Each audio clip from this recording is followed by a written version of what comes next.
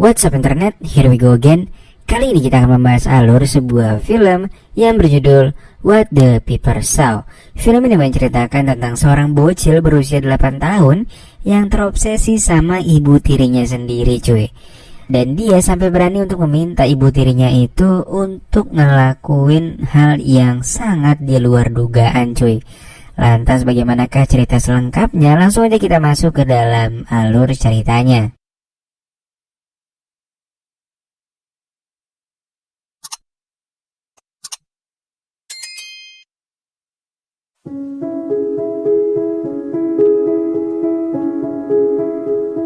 Film dimulai dengan seorang mama muda bernama Alice yang baru saja pindah ke rumah barunya.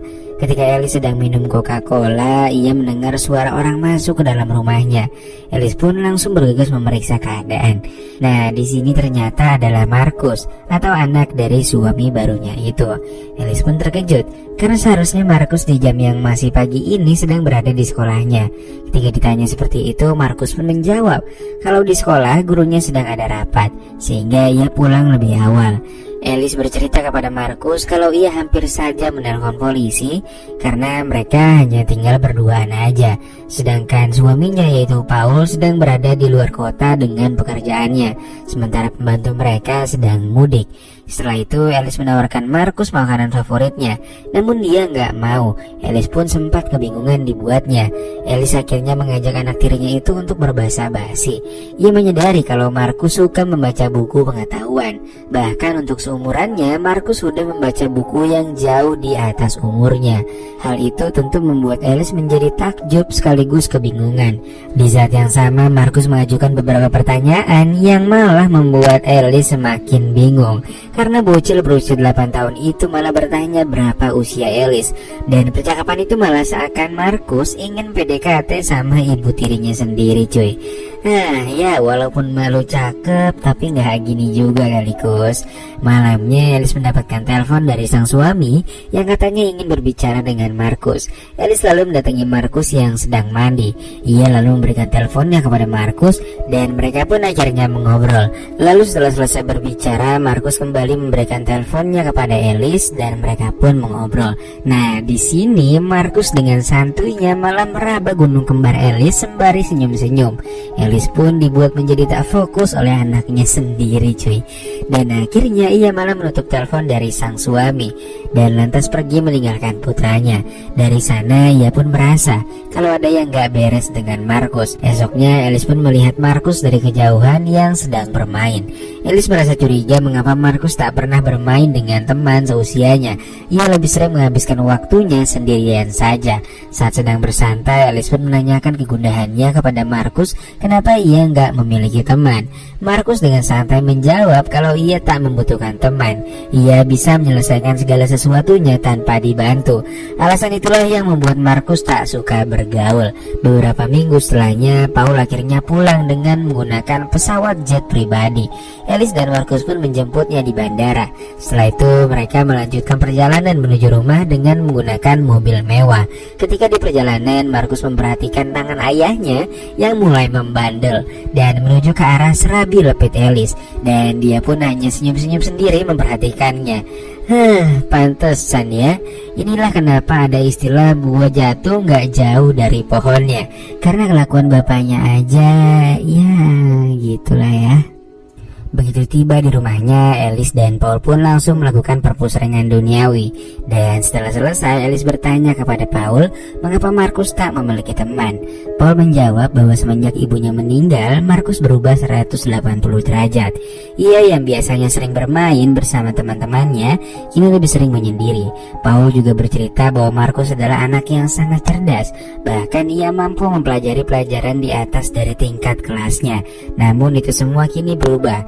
Dan akhirnya Paul meyakini Alice untuk tetap bersabar dan terus mengenali sifat putranya itu. Lanjut, mereka kini sedang makan malam di sebuah restoran. Paul bertanya kepada Alice apakah ia menggunakan uang yang ada di dalam kamarnya ketika ia sedang berada di Paris kemarin. Alice pun menjawab kalau dia nggak mengetahui keberadaan uang tersebut. Namun di sini Marcus malah berulah dan ia malah ikut memojokkan Alice. Padahal nyatanya Marcuslah yang mengambil uang tersebut. Sikap Paul di sini pun tak ingin memperkeruh suasana. Dia lebih memilih menyudahi perdebatan itu dan melanjutkan makan bersama. Keesokan harinya, Alice pun masuk dan mencari uang yang hilang itu di kamar Markus. Dia yakin kalau Markuslah yang mengambil uangnya, namun ia tak berhasil menemukan uang tersebut. Yang ia temukan malah sebuah sobekan surat yang berasal dari sekolahnya Markus. Surat itu berisikan peringatan yang ditujukan kepada orang tuanya. Namun sampai saat ini baik Alice maupun Paul tak pernah menerimanya. Dan karena penasaran, pada esoknya Alice pun mendatangi sekolah Markus dan menanyakan langsung kepada sang kepala sekolah. Di sana Alice mendapatkan sebuah fakta yang mengejutkan, kalau ternyata Markus telah dikeluarkan dari sekolah.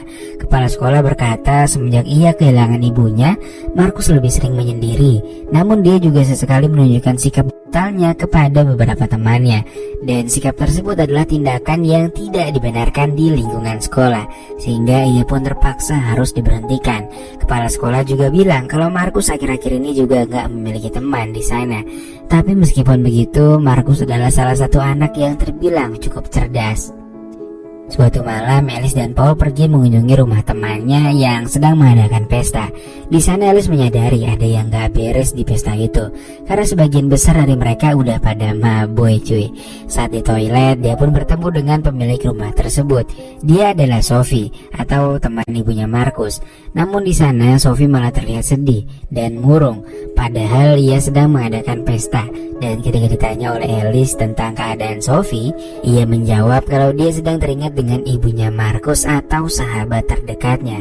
Sophie dan ibunya Markus memang sangat akrab, bahkan kedekatannya melebihi seorang saudari. Namun sayangnya ia harus pergi lebih dulu karena diduga mengalami serangan jantung dan gak sempet nyerang balik. Dan ternyata hal itu gak diceritain Paul kepada Alice. Dia pun merasa sudah dibohongi, padahal ia hanya ingin semua masa lalu Paul dan juga Markus diceritakan kepadanya secara terbuka.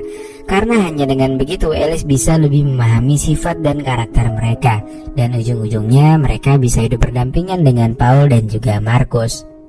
Saat di rumah, Alice bercerita bahwa dirinya kemarin pergi ke sekolah Markus setelah menemukan sebuah surat yang sudah dirobek. Alice juga memberitahu bahwa Markus dikeluarkan dari sekolah karena tindakannya yang gak bisa dimaafkan pihak sekolah.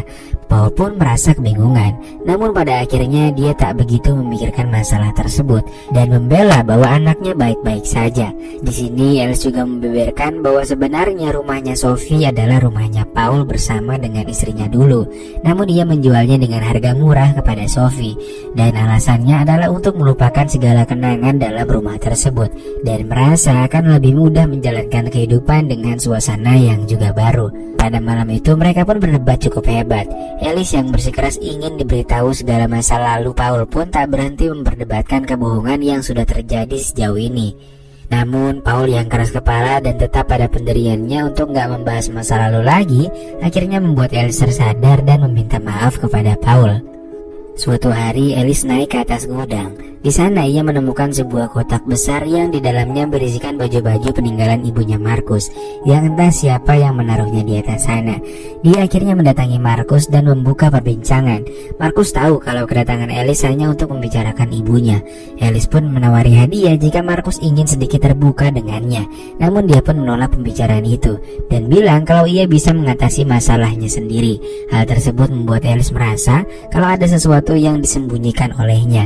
Alice yang ingin mengenal Markus lebih dalam akhirnya mencari tahu mengenai ibunya kepada Sophie, dan ia akhirnya memberitahu bahwa kematian ibunya bukan murni karena penyakit yang dideritanya. Karena pada saat itu Sophie melihat ada sebuah kabel yang sepertinya sengaja diletakkan di bathtub kamar mandinya. Lalu tak lama kemudian ibunya Markus pun mengalami kejang, dan ia meyakini bahwa peristiwa itu dikarenakan kabel yang berada di sana dan bukan karena penyakit jantungnya. Ia juga yakin bahwa kejadian itu sudah direncanakan. Namun Sophie gak pernah mengetahui siapa pelakunya. Sesaat kemudian Alice pun memberitahu kebenaran itu kepada Paul. Namun Paul enggan menanggapinya. Ia malah menegaskan kepada Alice untuk tak perlu membahas kejadian ini lagi. Semenjak saat itu kehadiran Alice malah seperti tak dihargai oleh mereka berdua. Paul terlihat lebih condong memberikan perhatian perhatian kepada Markus ketimbang dirinya. Begitu pula Markus yang sepertinya kurang menghargai Alice. Atas alasan itu amarah Alice pun akhirnya memuncak dan mereka kembali lagi mengalami pertengkaran yang cukup hebat. Dan Markus malah tersenyum melihat kedua orang tuanya bertengkar. Alice akhirnya mulai stres demi mengungkap kebenaran yang sebenar-benarnya ini. Ia bahkan teler di depan anaknya sendiri sembari bertanya pertanyaan yang gak jelas kepada Markus. Setelah itu Alice mendatangi sang suami yang sudah bersiap untuk berangkat ke luar kota. Ia pun menawari Paul untuk diantarkan ke bandara. Namun Paul menolak karena keadaan Alice yang masih teler. Alice pun dibuat semakin sedih karena Paul hanya berpamitan dengan Markus seorang. Sore harinya Alice kembali pergi ke atas gudang. Dia kali ini menemukan sebuah kejanggalan, bahwa ada sebuah lubang yang langsung tertuju ke kamarnya. Alice lagi-lagi meyakini bahwa itu adalah ulah Markus. Dia lantas pergi menemui Markus dan memintanya untuk mengakui perbuatannya. Selain itu Alice juga meminta Markus untuk menceritakan kejujuran soal ibunya dengan nada yang sedikit memaksa. Di sini Markus pun berkata bahwa ia akan memberikan informasi yang sejelas-jelasnya kepada Alice, namun itu semua tidaklah gratis. Ia meminta sesuatu yang indah-indah kepada Alice. Sejenak Alice pun terdiam, namun perlahan tanpa diminta ia lekas melepas satu persatu kancingnya. Markus bilang kalau itu tidaklah cukup. Ia meminta Alice melepaskan semuanya, dan ketika Alice sudah membukanya, Markus mengaku bahwa ialah yang meletakkan kabel itu secara sengaja dong. Entah apa yang mendasari Markus tega melakukan semua itu, dan pernyataan itu membuat Alice menjadi agak takut dengan bocil 8 tahun itu. Beberapa hari kemudian Alice mengajak Paul ke atas gudang untuk memberitahu lubang yang kemarin ia temukan. Namun secara ajaib lubang itu sudah tertutup. Alice lalu menyuruh Paul untuk membuat anaknya mengakui tindakannya. Namun Paul menolak dan menganggap bahwa Alice hanya mengada-ngada. Hingga akhirnya Alice pun dibawa menuju ke psikiater. Di sana Alice bercerita tentang kejadian-kejadian aneh yang dia alami selama tinggal bersama dengan Paul dan juga Markus. Namun di sini Alice malah diberikan sebuah pertanyaan yang malah membuat Alice menjadi sangat tertekan. Kejiwaan Alice malah kini menjadi dipertanyakan. Hingga akhirnya Alice pun dibawa ke RSJ setempat untuk dilakukan pemulihan. Dan setelah dilakukan perawatan selama beberapa bulan, Alice pun akhirnya dinyatakan pulih. Alice dijemput oleh Paul. Keadaan kini mulai hangat seperti yang dia harapkan. Kedekatannya dengan Markus juga kini mulai membaik. Hingga akhirnya suatu hari ketika Alice dan Markus sedang berada di sebuah taman, Alice sengaja melempar mainan anjing ke arah jalanan yang membuat Markus berlari mengejar anjingnya. Di saat yang sama sebuah mobil putih melintas dengan kecepatan penuh. Dan iya, Markus pun meninggoy dengan tragis. Sementara itu tak sama sekali terlihat penyesalan dari tatapan Alice. Dia akhirnya kini bisa hidup dengan tenang bersama dengan Paul. Dan lalu film pun selesai.